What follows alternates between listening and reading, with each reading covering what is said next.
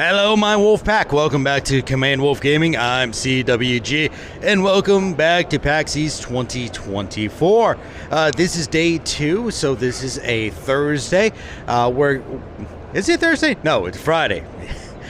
Sorry, got my days a little screwed up there because I had the extra day, obviously, that I came here and explored. We are back at the PAX Convention Center. Now, we do have a couple appointments for today, so we're going to get to those appointments in just a moment here. But I just wanted to give a shout out to all those who have followed me on my stream yesterday and also made the donations. It's very much appreciated. Thank you very much. And I also want to give a shout out to all the wonderful content creators that I have run into so far. It was a very wonderful pleasure of walking into you and talking with you. Oh yeah, that sounds absolutely ridiculous, but that's what I'm going to go with. So anyway, I hope everyone is enjoying PAX East just as much as I am, and I hope to see you guys very shortly. So be right back, guys. Hello, my wolf pack. This is Command Wolf Gaming, and I am coming to you from the Ukiyo Studios booth, where they have such games as Rose and Locket, Iron Hive, Buckshot Roulette, Complex Sky, Drowned Lake, Urban Myth Dissolution Center, and a couple other games that I've been willing to and looking forward to trying out, especially Buckshot Roulette. That's actually a game that I've seen many people try. I have not yet to try myself. It is coming out on Steam. I have taken note on that, so as soon as it comes out on Steam, I'm going to make sure that I can play that for you guys. So stay tuned for the exclusive interview. Be right back. Oh, yeah. So how's it going? Good, thanks. A lot busier than yesterday. A lot busier. Yeah. So I see you got a couple games here. Now, I know of Buckshot Roulette, but a couple of these other games I'd never heard of before, like for instance, Drowned Lake and Iron Hive. I did take a look into them a bit, but what can you tell me more about them?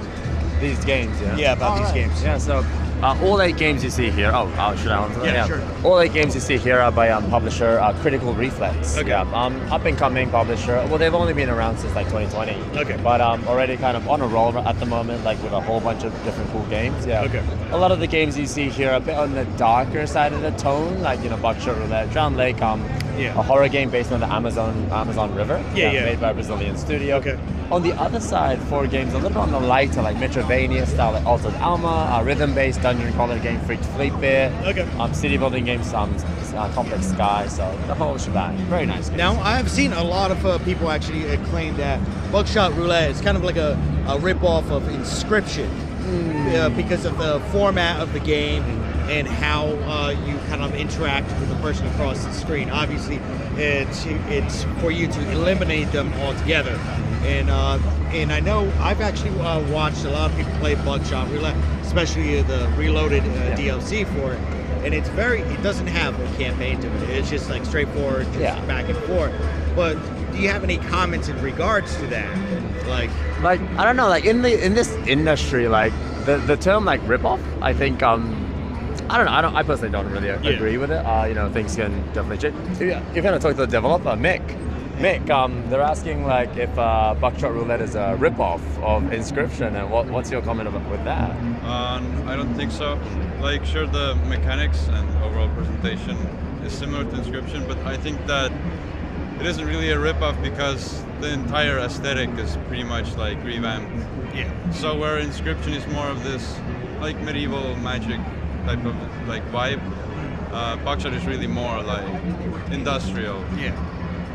So I don't really think it's a rip-off, no. I think they're more referring to as that it's not the aesthetic so much, it's just that how you're interacting with the enemy or the person across from you.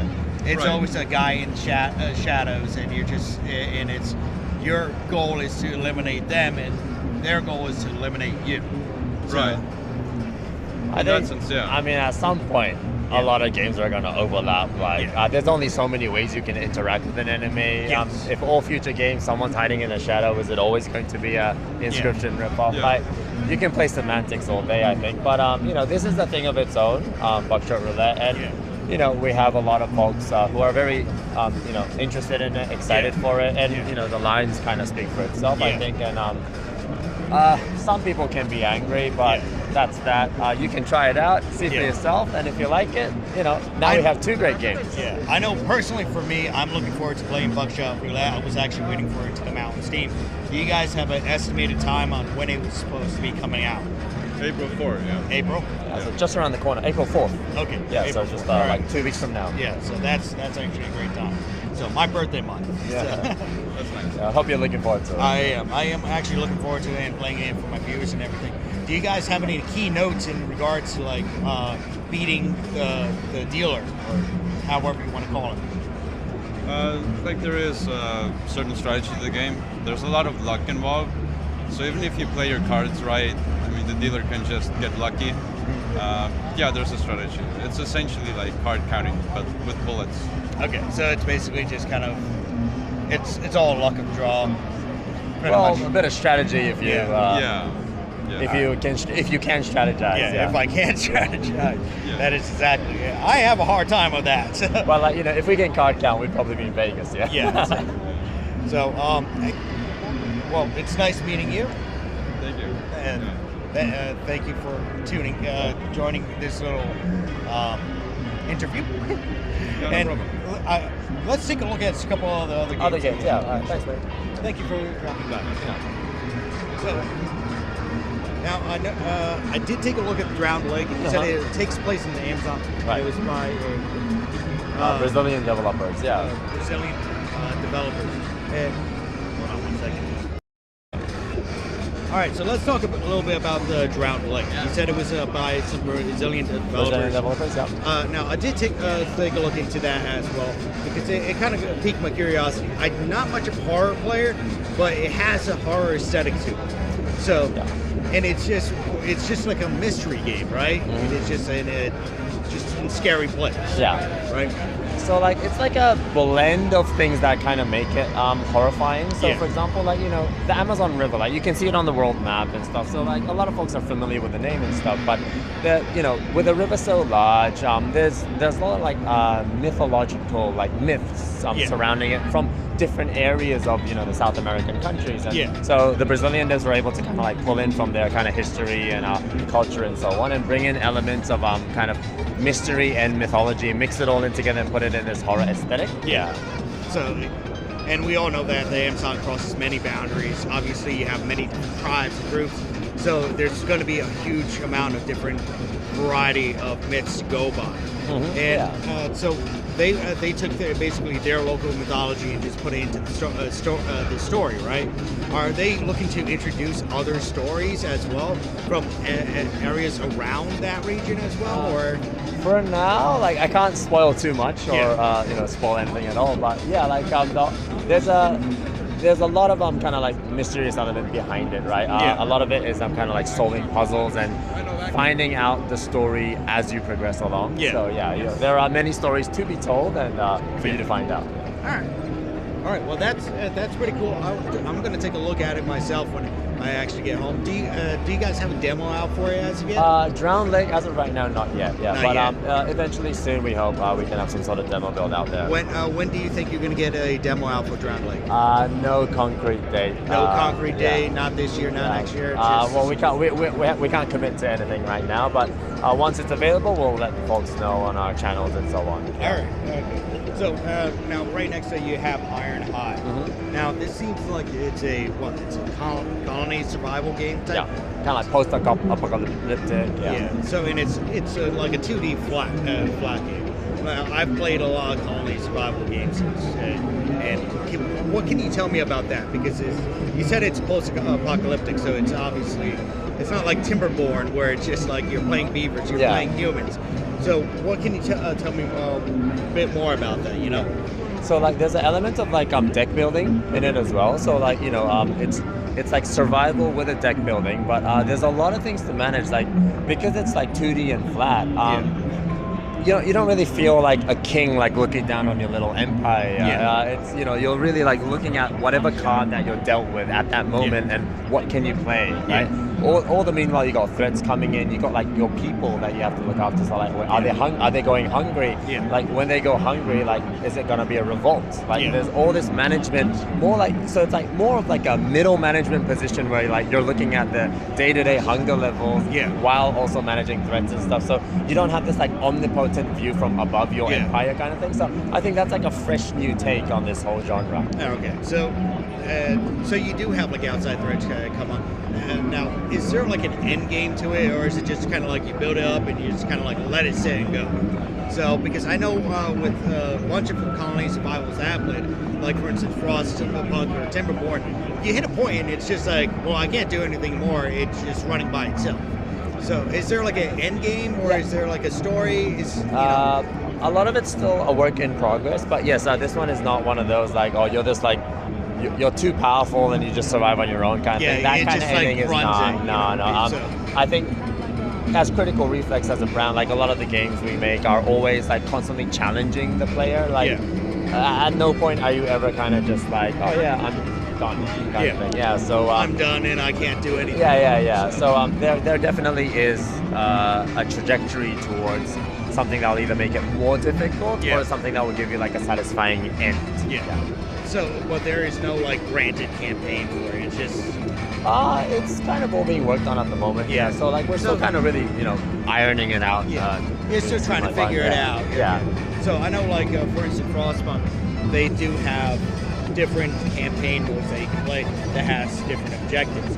Would you look into something like that to like give a more of a flavor? Like, okay, instead of having this objective, you can do this objective. Or are you just thinking about doing like one whole thing? I know you keep saying it's in progress of being made, but it's just a curiosity of mine to see where people are going with, especially colony survival style games. Oh yeah, Ironhive is one of those games where like it can go many different ways, right? In terms of like a particular objective of this campaign and so on. So that'll be cool. So that was Ironhive. Do you mind if we take a look at the other side? Yeah, sure. All right, so obviously we got Complex Sky, Altered Alma, Freaked Fear, and also Freaked Sleeping. Oh, sorry. And then also Rose and Locket. Now, I took a look at all these, and I feel like Alma here, it's a lot like Mega Man. Yeah. So it has that aesthetic to it. Obviously, you have a female character. What was the thought process in creating this character in this game? Jack this is just one design of Jack you will come across. Very customizable. Oh, sure, if you'd like to go in there. Very customizable. Many different builds. Kind of like the old Mega Man games, right? Yeah, there's many different ways to kind of skin a cat. Many different ways you can play as Jack, and a lot of like RPG customizability. So it's great, And the different kind of like battle styles, I'd say, will give you a different design aesthetically as well. Yeah. So it's obviously you're going to play as Jack. You're going to go around these different aesthetics and everything. Is this something that you like get from defeating enemies, like in Mega Man? So it's like that same concept, but it's the weapon change, or is it the same like weapon? There's like a button for weapon changes and everything too, and you kind of like have like a spaceship hub where you can then kind of make changes and everything too. So as you progress along, you can kind of make changes, make upgrades and so on. There's even like a dating simulator in it as well. Okay, so there's something else built into it as well. You don't have to participate in that. Is that like? It's optional. It's an optional thing. So. Well, that actually sounds like fun. I grew up with Mega Man, so it's just like, oh, okay. Like as soon as I saw it, I was like, oh, this is a Mega Man style game. And I know there's many different Mega Mans out there. And I'm like, this might be a refreshing like take on the Mega Man style of game, especially when you're saying there's different outfits that you can change into and upgrade and everything like that. So, is there anything key that you can tell us about this game that would set it off different from the Mega Man franchise? I know we talked a little bit in regards to like things overlapping with Buckshot Roulette. There's only so many times you're gonna change the formula. I guess, like Altered Alma is what we call a space Metroidvania. Like it's all based in space. Like Mega Man's more like a cyber world. kind of thing going on. Yeah, the space Metroidvania, with the whole world being in space, like we're able to kind of bring in like different factions and different types of enemies that are kind of like more human as well at the same time, but also like space futuristic robotics as well. So like I think just the level design, enemy design, and everything. Even the world, it's actually based in Neo Barcelona. Yeah, and the devs themselves are from Spain. Okay. And so like even just kind of like the aesthetic and stuff, it's like, all right, this is like I guess a form of Spain, like fast forwarded, you know, like way into like the future. Like a cyberpunk kind of future, right? Without having it be in that franchise. Exactly. So, all right. Well, that's actually pretty cool. I actually do want to try this game when it does free up. Another game that I actually really wanted to talk about is Rose and Locket. That actually kind of tickled my fancy because it's obviously the character is Rose, and who's Locket? Rose is actually walking around with a locket. There's like a soul trapped inside the locket. Okay. Yeah, it's just like Rose and the locket kind of thing. Yeah. And so what, she's going after what, the 7 deadly sins? That's what? Yeah, kind of. Yeah, and like looking for like lost souls and kind of things. Yeah, Rose and Locket, made by Whistling Wizard down in New Zealand. Okay. Yeah, and it's like playing a comic book. So just the aesthetic, actually like the artist and designers working on the game was originally a comic book artist. Okay. Yeah, so like kind of like just the settings and everything, it just looks like a moving comic book. Very like, I don't know, like Samurai Jack-esque kind of. Okay. Yeah. So but like twin stick shooter. Yeah. It's a lot of fun. So definitely another one of those games you should try out. Yeah. So basically you're gonna go play through each level. It's obviously. Is there any way of upgrading her, or is it just like she has the gun and that's all she does? Oh, you unlock new weapons as you kind of progress. Yeah. Okay. So even in this demo, like you come across like a new weapon and then you go to the next one kind of thing. So obviously, it's not going to be a shooter without upgrading. Yeah, exactly. And if it's just one particular gun throughout the whole game, it's not as fun, right? It's not going to kill you. Yeah. So, all right. Well, that's actually pretty cool. And now. Is this also part of your booth right here? Yeah, Ukiyo Studios. Yeah, this is all of us. Yeah. So, Urban Myth, the Solution Center. That's another game I was taking a look at. Okay. Right, and it has like a mystery feel to it, horror mystery, correct? So, what's the mystery we're like hunting for in regards to that game? Yeah. So like the Urban Myth Dissolution Center. This is by Hakaba Bunko from Japan. It's a group, a collective of horror and mystery aficionados. Yeah. Like they're like script writers and so on, and they all got together and they wanted to make a game. And so this is Urban Myth. Yeah. Okay. I wouldn't go as far as to call it horror. It's more like suspense, mystery kind of thing, touching on topics of like urban myth. Yeah. The developers themselves are like fans of like the American True Detective series. Yeah. So something like that. It's like a real crime takes place, but at the same time, there's elements of the supernatural kind of like on the fringes. Yeah, and this game is very similar to that. It's like the ghost stories you hear in schools. The 7 mysteries or whatever. Exactly. So obviously, we don't have that here in America. At least not that I know of. That I grew up with. So. But so it's basically not a bunch of students, but a bunch of writers in the game, or the writers who made the game. Yeah. Okay. So, but this game has a bunch of like different characters who, they just go around. They're trying to solve this mystery. Yeah. And it's just to basically once you solve the mystery, that's the end of the game, right? Well, there's a lot of different mysteries and kind of like an overlying connected story as well. Yeah. I can understand that. So, in each character, you can interact with each character. You can play as each character. Oh, it's you're usually playing as one character, and you have like kind of like this detective agency, right? Okay. So you have like your agency buddies that you talk to, and get hints and so on. Yeah. But, you're essentially controlling the main character. She has these pairs of glasses that she can put on, and that allows her to see the unnatural. Okay. Yeah. You see the supernatural, and based on that, you can find like different clues to help you kind of solve crimes in the real world. Yeah. All right, well, that seems like fun. That's actually another game that I actually really wanted to try. So, and check it out. Yeah, as soon as that frees up, I got a list of games I want to try from this bit. So, obviously, you have a bunch of other games here, and I see a lot of stuff. I'm assuming this is all the Japanese. This is like the Japan side. The These guys are the Tahoe Empires. So I do love this artwork here. Tahoe Empires. So it's like it's a Toho meme. So we used it as a cover. Well, thank you very much for your time. No worries, man. So, and I hope you have a great PAX East and that you continue doing great things. Yeah. And well, thanks for talking to me. See you around. Enjoy. All right, guys. So that was Ukiyo Studios. We are going to take a look at a couple of the games. I am going to try them out for myself before I leave today. That's at least on my list, or leaving before the end of PAX East. So the couple of the ones that I do want to try out is Buckshot Roulette, Rose and Locket. I also wanted to try the Urban Myth, that's Solution Center, and also Alma, and I think that's about it. There's a couple things. Actually, even Complex Sky. I actually wanted to try that. That's actually an interesting city building game. In fact, it is open right now, so I think I'm going to try that right now. Hello, my wolf pack. This is me again after just finishing the off at Ukiyo Studios. I believe that's how I'm saying it correctly. Anyway, we are going to be heading over to another booth to try out Chicken Police by Into the Hive. So we're going to be over there in a second, and I'll meet you there. Hello, everyone. So I just got done with Chicken Police. I gotta say, that was a very fun game. I am actually taking a little bit of a break right now, and I'll be going back to the same booth to play Big Boy Boxing. That will be next on the agenda. Now, I do have a couple notes in regards to Chicken Police. Chicken Police, I didn't know what I was really walking into. I knew it was like a detective mystery style game. You know, it's basically a point and click, and they have some like sub games in it. Like they have a little like a shooting range.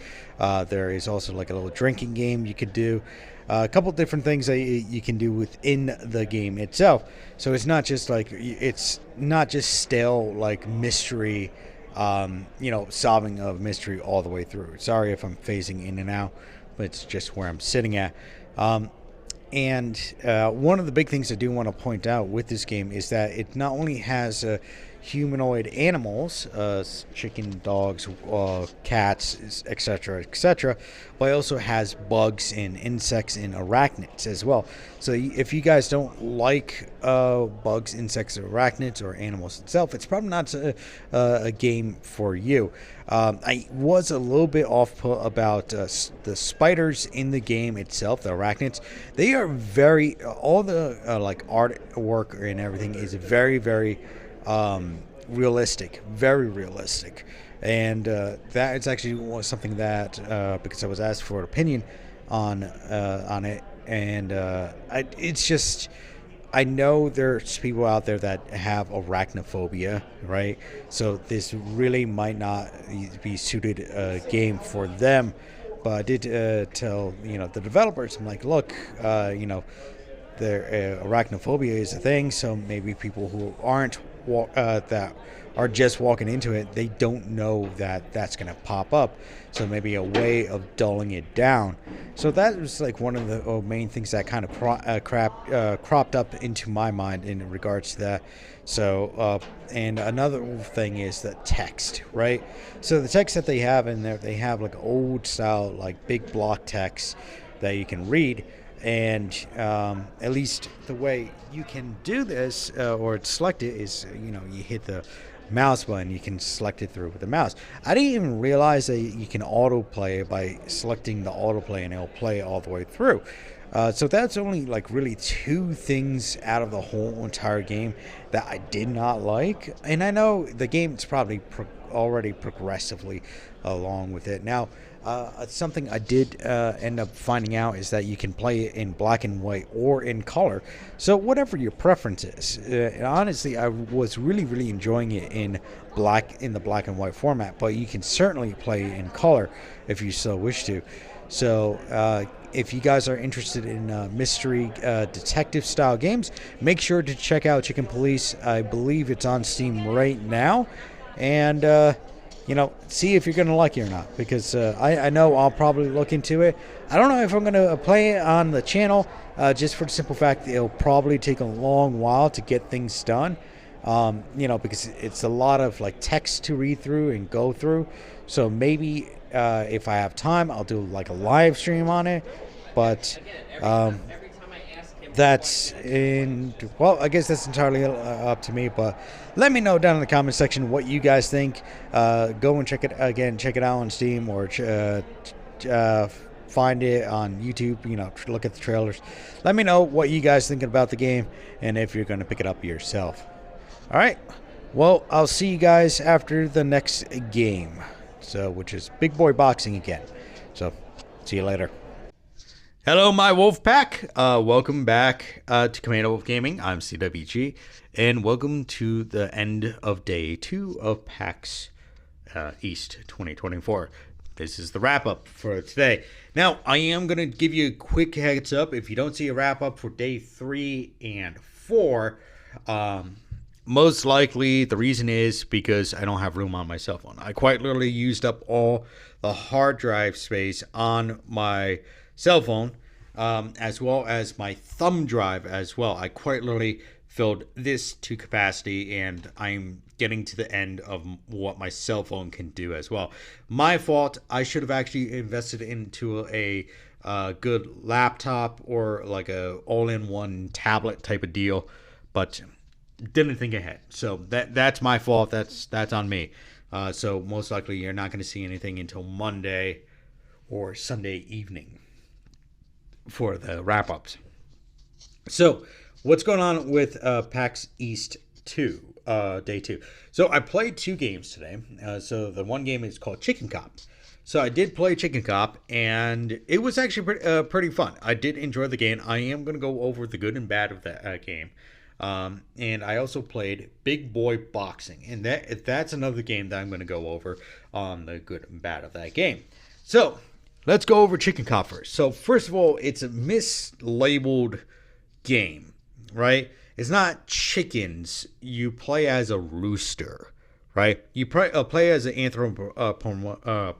anthropomorphic rooster, right? And basically all animals and bugs and insects and arachnids are all anthropomorphic. I'm having trouble stumbling over that word. Whatever. Anyway, so you play as a rooster, and you're trying to solve a crime that happened recently. It looks like, from what I was understanding, that somebody was killed, and so you're going to try to figure that out. But the person that was killed actually died in a segregated area called the Hive. Now, this takes place, I think, in somewhere like the roaring 20s, 30s, or something like that, right? It takes place back in the day, where, segregation was a thing, and it has that feel to it. It's an old noir feeling, black and white detective style game, and that's what the type of game is. It's like a detective mystery style game. So anyway, this segregated area is called the Hive. Now, the Hive is actually a consolidation of all the bugs, insects, and arachnids. It seemed like everybody lived together at once, but then something happened which caused them to get separated, and obviously there was a curfew set out, and they called it the slums. Really, really great. Anyway, so I didn't know that. I thought it was just, I'm going to be playing as a chicken cop and solving some stuff. I didn't know that I was going to go into a slum area, which seems like it's always like the same thing with every single detective story. It's like, oh, I got to go into the slums and solve this murder of this so-and-so. Anyway. So you have to go into this slum area called the Hive, and this is where I didn't really think about it, right? Because I usually just play games and I play games. I usually have no qualm about it unless it's like a murder, like murderous, horror, bloody, gore type of fest, That's this type of stuff that turns me off.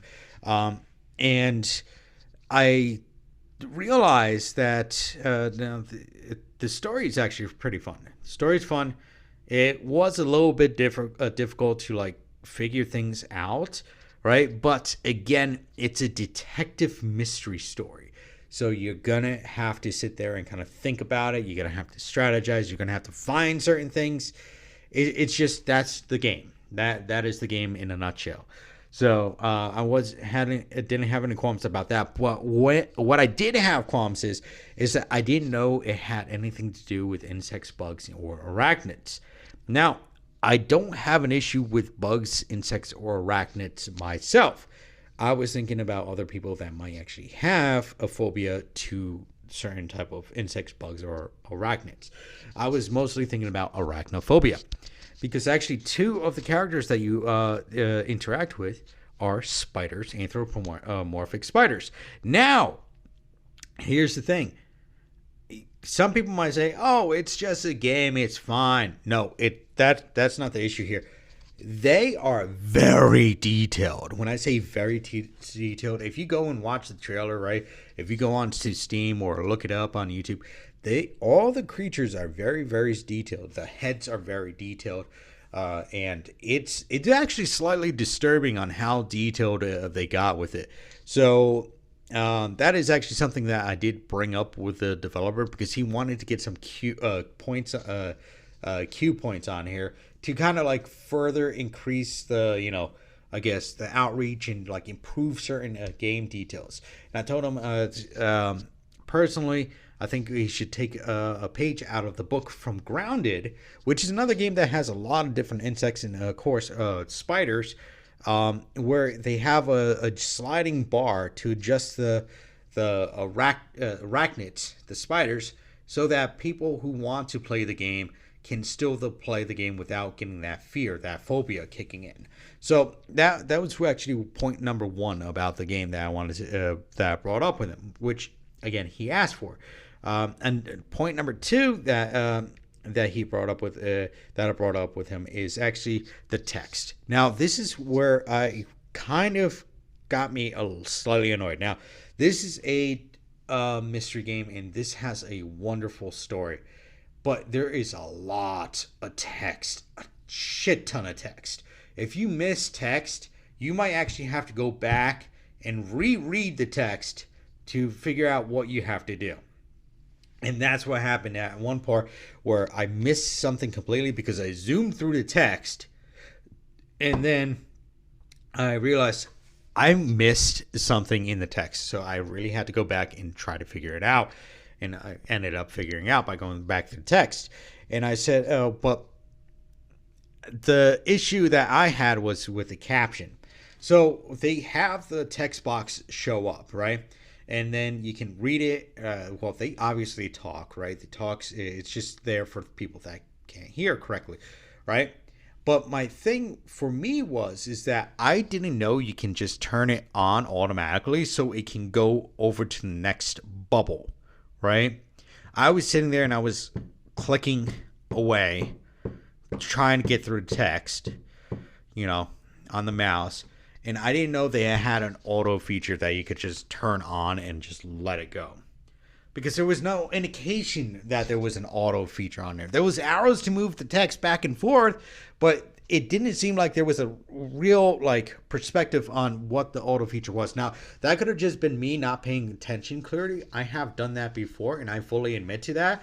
But I feel like that was just a slight flaw in the game itself. It's obviously it was just a demo, right? So it's hard to say, oh, this is bad, right? Because the game wasn't bad. It was just there's slight improvements that need to be needed. And this is where I think everybody kind of gets offended at.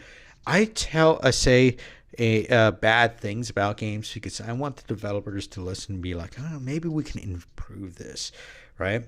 Because I want to see their game succeed, and I really, really do want them to succeed. Because I want to see a good game that's not only for the developer, but for the people who play it. Now, some people might play the game and say, that's not a big deal, right? Fix this. Okay, cool. If you think that that's not an issue, I'm perfectly fine with that then. Go and fix the other issue. It doesn't kill the game for me. It might kill the game for somebody else, but I'm trying to think as a general aspect. Same thing with the whole spider thing. That doesn't kill the game for me. I played games with spiders. Yes, they're creepy, right? I wouldn't keep a spider as a pet, but I'm thinking about other people in regards to that and thinking, well, the other people do have arachnophobia. And actually, on grounding at one time, I actually turned the arachnophobia on and turned it down slightly because I forget what I was doing. I was just trying it out, and I was like, it makes it slightly better, because of how the spiders were projected in the very beginning. But then I learned how to deal with it, But for other people, it might be significantly harder for them to deal with it. So those are two things. And the last thing I didn't know about until later when I looked over and I saw the person playing next to me. They were playing in color, right? This game that I was playing was black and white. Makes total sense for the time period, right? So it makes absolute sense for it to be black and white. But there was no indication that I can flip a switch and turn it to color, because I would have tried some of it in color just to get a perspective on the black and white and the color stuff and be like, okay, yeah, it looks both good. But for me, again, it's not a game killer. It is not a game killer. I think it's just there should have been like a little prompt or something that said, hey, if you want color, easy fix, but otherwise didn't kill the game with me. It's a cool game. I would say check it out on Steam if you guys are interested in a mystery style game where you play as a detective. You gotta like solve stuff. So awesome. Now the other thing I want to go over is big boy boxing. Right? So big boy boxing is actually a nostalgia point for me. So if you have ever played Punch-Out as a kid on Nintendo, I'm not talking about Atari, I'm not talking about Super Nintendo. I forget if it's Super Nintendo or a Nintendo. I usually just call it Nintendo, so I'm assuming it's just Nintendo. The original gray brick box of a game system that has the cartridges that you have to blow into and push it in. That's the game that I had. I used to play Punch-Out on that game, right? So Big Boy Boxing actually is Punch-Out, an updated Punch-Out. And it's such a nostalgic point for me. And they even gave me this here. This is actually a cape that they were handing out to people, and it looks really well done too. It actually has a QR code on here as well. So cool little item. But it's the one complaint I have about the game, not the nostalgia point. I would actually sit down and play it if I had a chance to, like the full release. I think that the one point was that I had an issue with how the people first originally started. They didn't give you a chance to swing. I think the first character that I had, I was fighting against the coach, right? And immediately, if I didn't, as soon as I stepped in, I got hit in the face. You have 3 health points, right? HP, hit points. I got hit in the face once. I was already down to 2. So if I did not dodge in the beginning, I was already down. So that kind of annoyed me. Like right out of the gates, they were already swinging, and there was like no delay where it was like the bell rang and then you were ready to go. There was nothing. So yeah, that happened. Now, on top of that, I did go to the Yukio booth. And I don't know if I'm going to keep it in, depending on how much room I have on my cell phone. So if I do keep it in, you're going to see it. But I did actually talk to the developer and actually asked a couple questions about their different games. And maybe I'm going to keep the footage. I'm going to try to keep the footage and post it later if I cannot get into this footage. Otherwise, I'm going to have to go back and reanalyze what I did, because I really didn't try anything. I watched other people play it, right? But now didn't really get around to trying anything. There was too many people and I had too much going on, so I was like, I can't stand here in line, and that was about it. But the couple of the games that I do remember talking about was Buckshot Roulette. I actually talked to the developer of it, and I said a lot. It was in regards to it being similar to like Inscription. And I'm saying not that, and I told him it's not really the art style, but like how each character is perceived. And he pointed out something that I've always said: there's only so many times you can have something different, right? Because things will always overlap eventually, and that's the same thing about anything. All the books that I read, they're all kind of similar. You know why?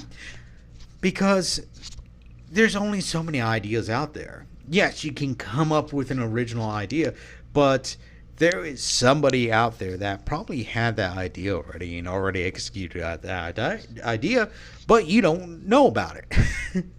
So, anyway, long story short, we talked about Buckshot Roulette. We talked about, oh my God, Jill, something in Lockett. God, I'm going to pull it up. Hold on. Give me 1 second here. I'm going to pull it up onto my calendar because I actually got my notes on my calendar still. It was... That's tomorrow.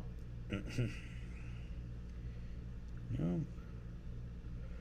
Pardon me, guys. I know I'm kind of like looking sideways because I had a... Okay. Rose and Lockett. Iron Hive. Complex Sky. Drowned Lake. And Urban Myth Dissolution Center. Now, I'm going to go through each one of these individually. Just the camera fucked up. Hold on. I got to... Of course... I got to do it like this. Give me a second here.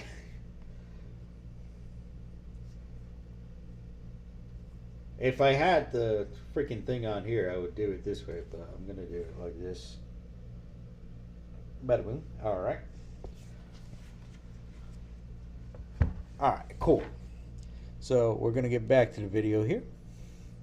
Yes, this is all unedited. You're seeing me go absolutely nuts to do this stuff. So, alright, so the first thing, we talked about Buckshot Roulette. And honestly, it's a game that I'm looking forward to on Steam because I really do want to play it on Steam. I was going to get it on, I think it was on Itch.io originally.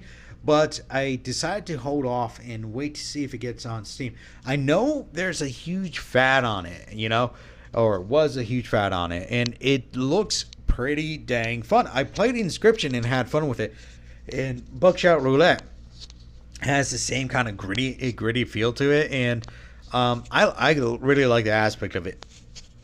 Now, granted, it's all based on luck if you're going to win or lose, and I don't know, it's just something that I wanted to try and play. I think that it's coming out, they said April 4th. I'm not sure if it's the demo or if it's the full release. I forget. I'm sorry. My memory is terrible lately.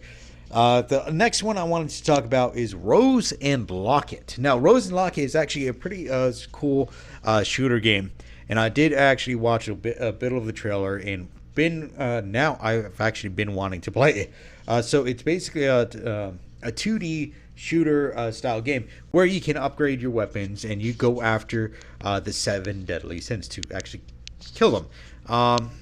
And so basically that's what you're going to be doing. You're going to go hunting down the 7 deadly sins. Apparently Rose is the main character you play as, and she has like a soul that's trapped in her locket. I don't know the full story behind it, but I can't wait to actually try the game and see what the full story actually is. So make sure to check that out on Steam.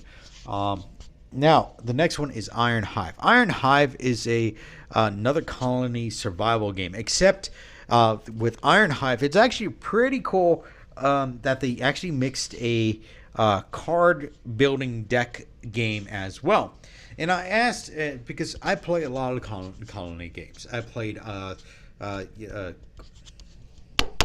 Timberborn. I played Timberborn. I played Frostpunk. I played because Iron Hive takes place in a post-apocalyptic world. And I asked, hey, well, do you kind of get to a point where you got nothing else left to do, right? Because I know with at least Frostpunk and Timberborn, you hit a certain point and you're done. You can't do anything anymore. You're self-producing resources. You don't have to make anything. It goes without you. You know. In fact, we're getting to that point in Timberborn, so we might have an episode or two left on it. Depending on if I do a live stream, I'll probably end up doing a live stream. But with that. So he said there are other, there's a lot of timelines. They're still working on it. So there is plenty of things that can be done or do. So my cell phone just turned off. Wonderful. This what happens when I'm dealing with technology I've yet to use. Yes, connect to that. I think it's just because it's overheating slightly. Okay, there we go. All right, so on that note, we're gonna go to the next one. Now we're going to talk about Drowned Lake. Apparently, so Drowned Lake was actually developed by a bunch of people out of Brazil, and I found out this is actually pretty cool. So it takes place along the Amazon River. So the Amazon River goes past many different cultures, and the couple of Brazilians actually designed this game around their mythos in Brazil in regards to Amazon. And I did bring up to them or the one who was in charge on whether they're going to plan to include other myths from around the regions, because obviously if you have a river that's going through many different territories and regions, right, there's going to be other myths in that in regards to that river. And he said they might, but there's no guarantee for it. So I don't usually do good with horror games, but I will take a look into it. I might maybe if it comes out and Halloween rolls around and I remember about it, I'll pull it up and play it, right? If not, unfortunately, it's something that I'm gonna have to miss. That's unfortunate, but it seems like it's a really cool idea. I actually do really enjoy mythology and mythos of various different regions. So it's like when I'm a big fan of Rick Riordan and all the books that are published underneath his name now, because it brings us different perspectives from all these other mythologies all over the world. So it's not just the Greek or Roman or Egyptians. It's Native Americans, it's the Mexicans, it's Aztecs, and it's so many more that I can't even list at this point in time. Indians, Hinduism, I think that's what it's called. I'm sorry, I'm very terrible with listing them off the top of my head, but I've read a number of Rick Riordan books because it's just the different mythos and the different beliefs and how it according to them affected their world at that time. So for me, if I do end up actually playing it, I would actually be interested in learning the mythos around the Amazon River in Brazil itself in regards to that. Now, talking about that, we're going to talk about Urban Myth Dissolution Center. Now, the Urban Myth Dissolution Center is actually another detective style game. So you play a kid or a person, and this actually comes from Japan, if you can believe this or not. And honestly, it's not a shocker. It's not a shocker because apparently it's a bunch of mystery writers. Or did he say mystery writers? Or yeah, mystery writers. A bunch of mystery writers. They came together and they wanted to create a game in regards to like a big mystery. Now, if you guys aren't familiar with Japanese culture, I'm not that familiar with Japanese culture either, but this is something that I've heard about, which could be true or could be not. There usually is like myths associated with like high schools. Like they have the Great Seven Myths of, the girl in the bathroom crying, of a locked stall, the head that's rolling down the staircase, the moving skeleton or cadaver in the science room, and stuff like that. Apparently, this is like a mystery style game, like that. You play as a character that actually has a pair of glasses on, and she can see, I guess, apparitions. And these apparitions are doing various things. So it has kind of like a scary element to it, but at the same time, it doesn't. It seems, again, this is another like game that I'm very interested in playing. It's really like a 2D flat game. It's kind of like a old style pixel art too. So very cool idea. I'm like, I'm all gung ho about this. I know there was one more game that I saw. It was kind of similar to Mega Man. It reminded me so much of Mega Man. I think it's Alma, Alma. I could be wrong. I'll probably correct myself tomorrow. That is, if I can remember. And I wish I could look it up. I honestly wish I could look it up, but everything's tied up on my cell phone, and I just don't have my notes. I'm not prepared, guys. I'm so sorry, but we'll talk. We'll eventually end up talking more about this during one of my live streams, or during one of my recordings. So I'm not too worried about it. Anyway, the game is about basically this girl, and she gets upgrades like Mega Man did. It's like a Mega Man style game, and it's again another nostalgia point. Now I know there's many different versions of Mega Man, right? The whole franchise. There's tons of different Mega Man. You have oh god, I remember watching one series which was actually pretty cool. I liked the whole idea. I think it was called Net Zero, right? Where you had all your like Mega Man, or you designed a character and it was in your handheld, like your cell phone, or like your like a Steam Deck or a Nintendo Switch, right? And you resided in there and you battled with them, but you used these chips. You put the chips through, right? And it forced it out the back, and then you used all these chips to attack the other person. And I think it was like Net Zero, or I think it was Net Zero. Now that I think about it, you know what? I'm gonna look that up right now because I'm let's see, Mega Man Net Zero.